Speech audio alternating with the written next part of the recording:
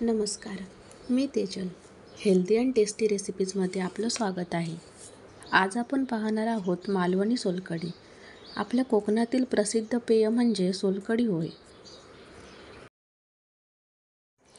सोलकढी ही चवीला अप्रतिम असतेच, पण सोलकढीचे फायदेही अनेक आहेत. सोलकढी पिल्याने पचन सुधारते, उन्हाळ्यात डिहायड्रेशन टाळते, त्वचेसाठीही खूप फायदेशीर आहे. एखाद्या वेळेस आपण व्हेज किंवा नॉनव्हेज असे कोणतेही जड जेवण घेतले तर त्यावर सोलकढी घ्यावी. अन्नपचनास मदत होते. कोकणातील नॉनव्हेज जेवण तर सोलकढीशिवाय अपूर्णच आहे. चला तर मग पाहूयात पारंपरिक पद्धतीने सोलकढी कशी बनते ते. एक ओला नारळ खोवून घेतलाय. कोकणात सोलकढीसाठी वापरला जाणारा नारळ हा कोवळा वापरतात.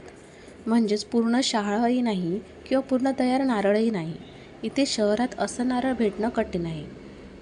आता आपल्याला भेटेल तो एक नारळ घ्यायचा. नारळ हा फ्रेश लगेच फोडून वापरायचा. फ्रीजमध्ये ठेवलेला नारळ वापरायचा नाही. 1 वाटी खोबरं घेतलं असेल तर 2 हिरव्या मिरच्या घ्याव्यात. मिरची जर जास्त तिखट असेल तर 1 किंवा कमीच टाकावी.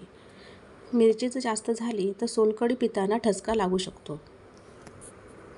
2-3 लसूण पाकळ्या, अर्धा इंचापेक्षा कमी छोटासा एक आल्याचा तुकडा, 1 चमचा जिरं आणि पाव कप आगळ आणि 1 चमचा मीठ घ्यावं.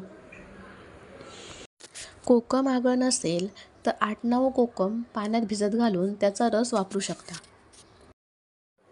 सोलकढीमधील सोल हा शब्द कोकमासाठी वापरला जातो. कोकणात कोकमाला सोला बोलले जाते, म्हणूनच सोलाची कढी म्हणजेच सोलकढी.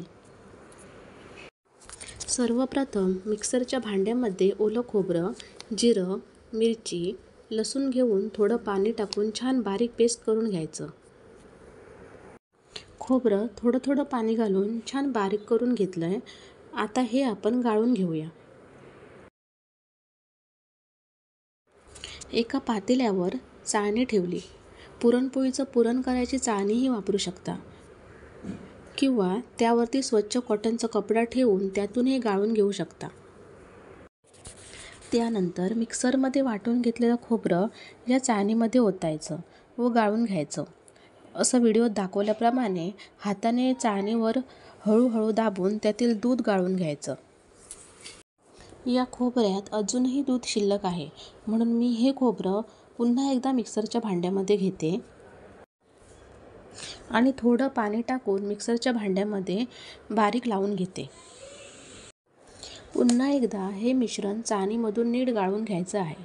अशा प्रकारे खोबऱ्यातलं सगळं पाणी काढून घ्यायचं आणि जो उरलेला चोथा आहे तो बाजूला करून घ्यायचा.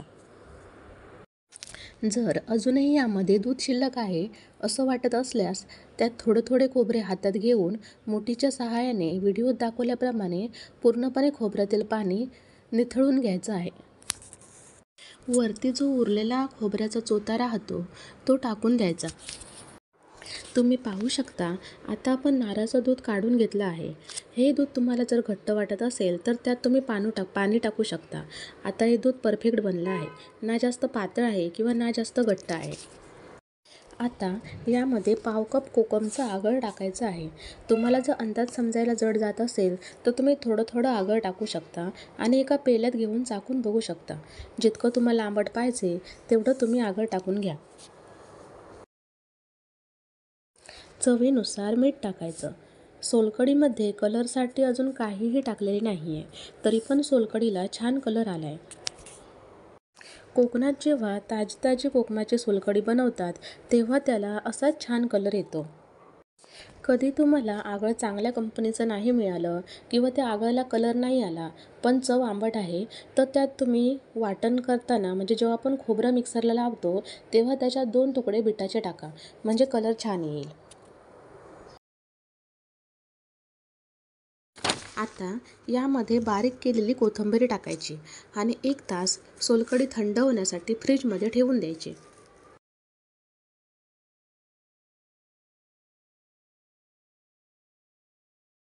आता बघू शकता, तयार आहे थंडगार पित्तनाशक अशी सोलकढी. कलर पण बघा छान आला आहे. ही सोलकढी जेव्हा तुम्ही चिकन, मटण किंवा जड जेवण करता तेव्हा ही नक्की करून पहा.